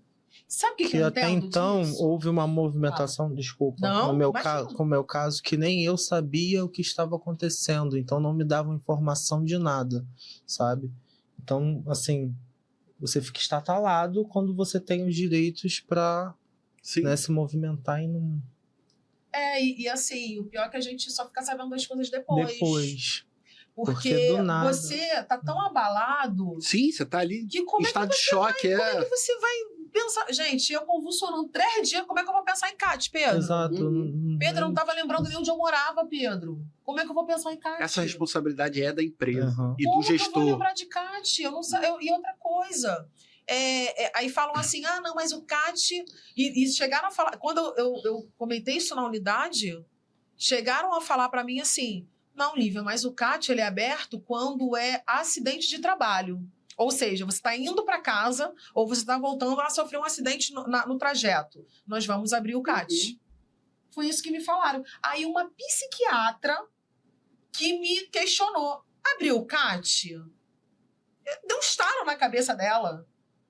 Aí eu virei e falei assim, não. Eu falei, não abri não. Não, desculpa, uma psiquiatra foi uma neurologista. Uhum. Ela falou assim, vem cá, seu cérebro fritou. Gente, eu lembro disso. Isso eu lembro. Isso eu lembro. Seu cérebro fritou durante 3 dias e não tiveram a cara de pau de abrir o CAT pra você? Eu falei, não. Eu falei, mas por que abria? Aí ela, Lívia, você teve um acidente dentro da sua unidade. É um acidente, vamos dizer assim, neurológico, Sim. né? E aí você teve uma queda. Aí eu falei, a queda. Eu falei, mas a queda foi por causa da convulsão. Ela, sim, mas é um acidente. Sim, claro. Eu não... Pra mim, eu achava que era tipo escorregar na unidade, entendeu? Eu escorreguei e pronto, abri o CAT. Era isso. E aí, quando eu fui argumentar isso na unidade, eles falaram, não, porque é só o trajeto e de volta, ou então se você cair, assim, vamos supor, escorregou dentro da unidade, pereré.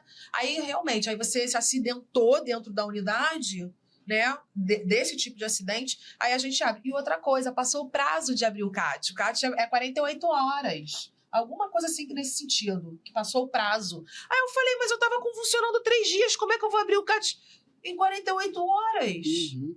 Eu não tava nem lembrando quem eu era direito. Aí, Lívia, realmente, não sei, não tem o que fazer. Assim, foi desse jeito. Resumo,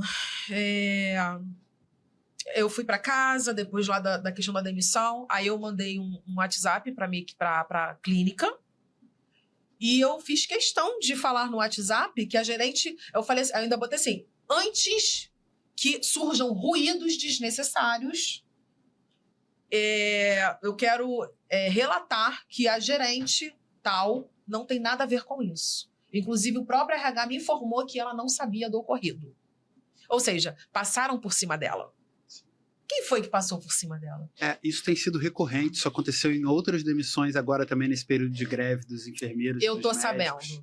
sabendo. Tô sabendo. É um absurdo em tantos níveis, assim, sabe? Eu acho que a gente pode olhar pelo prisma do direito do trabalho, mas, sobretudo, para mim, sobre o prisma da humanidade, sabe? A gente presta um trabalho que é muito difícil, que é muito cansativo. Cada um na sua função tem o acesso, o técnico, o enfermeiro, o médico.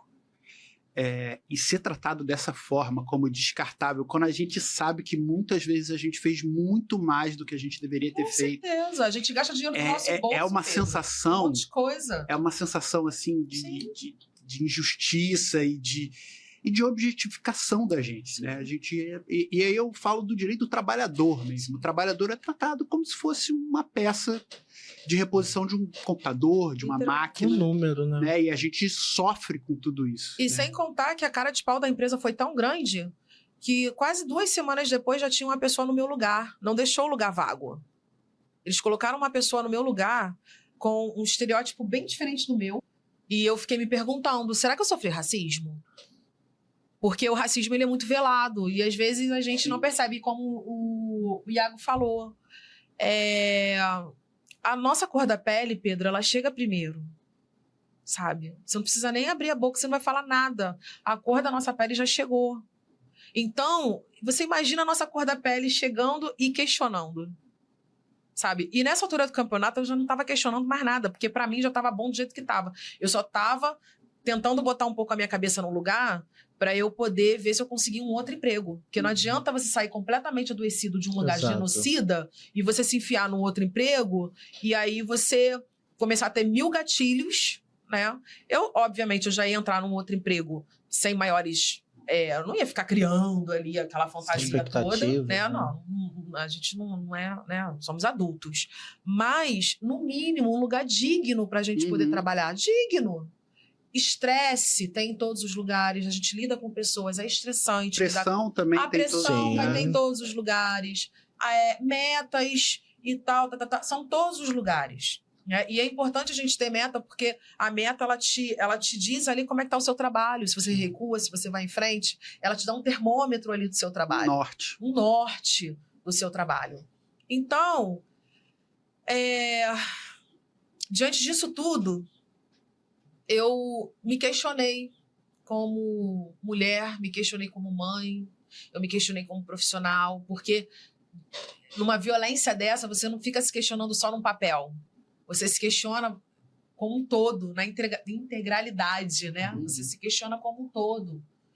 E eu fiquei ali, e eu tive que abandonar a terapia, porque eu não podia mais pagar terapia, médico, eu abandonei também, fui abandonando tudo. E as medicações que eu comprava, que o SUS não dá, eu tive que voltar num outro médico para poder refazer minhas receitas para ver qual receita que tinha no SUS. E que hoje em dia você nem vai achar no SUS, e que né? nem Porque vai não tem achar, nada na farmácia. Pedro, que tá difícil. E aí eu falei, bom, então eu tenho que continuar por conta própria, pegar os ensinamentos que eu tive na terapia e aplicar assim com toda a força que eu achava que eu não tinha. Porque a sua força ela é drenada de uma tal forma que você se questiona até do porquê que você está vivo. Olha, hoje, Pedro, aqui falando com você, com o Iago, e falando aqui com os nossos colegas e população, eu fico me questionando. Gente, olha que ponto que eu cheguei. E a gente não percebe quando a gente vai tendo reconhecimento, não vai... Eu não percebi, Pedro. É um ambiente tão adoecido que as coisas são normalizadas, né? Eu lembrei anteontem da minha psicóloga falando assim, Lívia, vamos fazer o seguinte, a partir de hoje, quando você for ao mercado, você não vai mais levar o seu saco de medicação. Eu ia no mercado, Pedro, eu ia com uma bolsa grande, com um saco desse tamanho de medicação. Eu andava com todas as minhas medicações. Eu ia no mercado desse jeito, na esquina da minha casa. Que necessidade que você tem de pegar as suas medicações que estão ali em cima da cabeceira e colocar dentro da sua bolsa para você ir no mercado. Fala, qual é a lógica disso? Para mim tinha lógica. E aí ela começou a trabalhar isso e tal, Aí eu falei, tá, então eu não vou levar a bolsa não. Aí eu levei, tinha uma crise dentro do mercado, deixei tudo, a cesta de lado e fui embora para casa, que me deu síndrome do pânico, começou a vir gente no corredor. Eu falei, ih, tchau. Aí eu fui embora, que eu comecei a suar. Sim. E aí a primeira coisa que eu consegui foi o saco. Consegui me desfazer não, deixar o saco em casa. Aí eu, não, mas pelo menos aquele meu remedinho, todo mundo usa, aquelas gotinhas, não, isso daí eu tenho que levar. Não, isso aí não posso. Não tem a menor possibilidade. Tá bom, tudo bem, calma. Então você leva a sua gotinha. Não tem problema. Depois de meses, a gotinha não estava mais na minha bolsa. Tá aqui, ó. Tô com a minha mochila aqui, não tem uma medicação na minha bolsa. Eu vou em todos os lugares. Comecei a ir a lugares mais longe da minha casa. Então, quando a gente está de fora, que a gente percebe o estrago que foi feito. E eu sei que eu vou ter que conviver com isso a vida inteira. Não vai ser uma coisa que eu vou ligar o botão e vou resolver. Não vai. Mas a gente precisa seguir em frente. Sim. E é o que eu falo. O Iago é meu parceiro, você é o nosso parceiro, temos aqui os colegas que são nossos parceiros, mas se eu não for a minha parceira, eu não vou conseguir ser parceira de ninguém.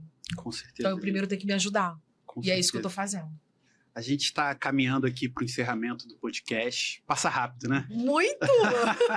Já tem 1h30. Eu Nossa. queria agradecer o Iago, queria agradecer a Lívia, não só pela presença, pela fala, mas pela confiança de dividir momentos que eu sei que não são fáceis de dividir. Mexer aí nesse passado que eu tenho certeza que deixou marcas em vocês. Né? Então eu quero agradecer a confiança, tanto de estar dividindo isso comigo, quanto nesse espaço, e também de estar dividindo isso com o público que vai estar assistindo a gente. E aí queria finalizar conversando com você, companheiro e companheira ACS. Né? Eu acho que a história da Lívia e do Iago é a história que muitos ACS vão se reconhecer, né? Esse sofrimento se dá de várias formas diferentes, mas no fundo é o mesmo sofrimento, é a mesma falta de empatia, é a mesma sobrecarga de trabalho e a mesma desvalorização do trabalhador. Né? Eu queria deixar um recado de que existe saída para isso. Né? A gente precisa se organizar, a gente precisa se juntar como categorias. Então, não é só o ACS, é o médico, é o enfermeiro, é o técnico, é a atenção primária. A atenção primária é feita com equipe. Quando um elo dessa equipe sofre, todos os outros vão sofrer em cadeia também. Então, a gente precisa estar junto. Juntos, nós podemos brigar pelos nossos direitos e por condições de trabalho que sejam dignas para todas as pessoas, independente do nível de instrução, independente do tamanho do salário, independente da função que ela exerce dentro da clínica da família. E aí eu queria lançar esse sopro de esperança, que a gente pense no futuro. O passado, ele já foi. O sofrimento que a gente teve, ele já foi. Mas vamos olhar para o futuro, vamos olhar como a gente consegue se organizar e como a gente consegue pressionar para conseguir vencer essa estrutura que adoece as pessoas, todos os profissionais. Eu acredito de coração, e eu não estaria aqui fazendo o que eu estou fazendo se eu não acreditasse que juntos, numa junção de todas as categorias, a gente não consiga em algum momento estabelecer um marco de dignidade para todos e impedir que qualquer gestão, que qualquer gestor, que qualquer político possa pisar em nós e nos humilhar, como tem acontecido nos últimos anos, infelizmente, desde o início da expansão da APS do Rio de Janeiro. Se vocês quiserem deixar aí um comentário final também para quem está nos assistindo, fiquem à vontade. A câmera, vocês podem olhar para mim para falar diretamente com eles. Bom, Maria Conceição Tavares costumava dizer que a gente não tem tempo para luta, nossa luta é agora. Então a gente tem que realmente lutar pela nossa época e para a próxima geração que está vindo aí. Então a gente fazer parte dessa história é muito importante, quanto a categoria de ACS, quanto os profissionais de saúde como um todo. Pode falar. O meu recado é que a gente venha se unir. Se a gente não se unir, vai piorar. Não vai ficar como está. Vai piorar. E eu agradeço muito essa escuta do Pedro. E esse movimento que a gente vem fazendo, né? Eu sempre falo o seguinte, que movimento gera movimento. Então, vamos nos movimentar e unir as nossas categorias. ACS, médicos, enfermeiros, técnicos, odonto, os ADMs também precisam. Exato. ADMs, todos que trabalham pela atenção básica, na atenção básica, pela população, vamos nos juntar. E aí sim, vocês vão ver o quanto que a gente tem uma força maravilhosa para a gente continuar e não adoecer e não morrer mais. E aí eu vou falar uma última fala para o pessoal que tem me perseguindo, eu vou parafrasear o nosso saudoso Mário Lobo Zagallo, vocês vão ter que me engolir, tá bom?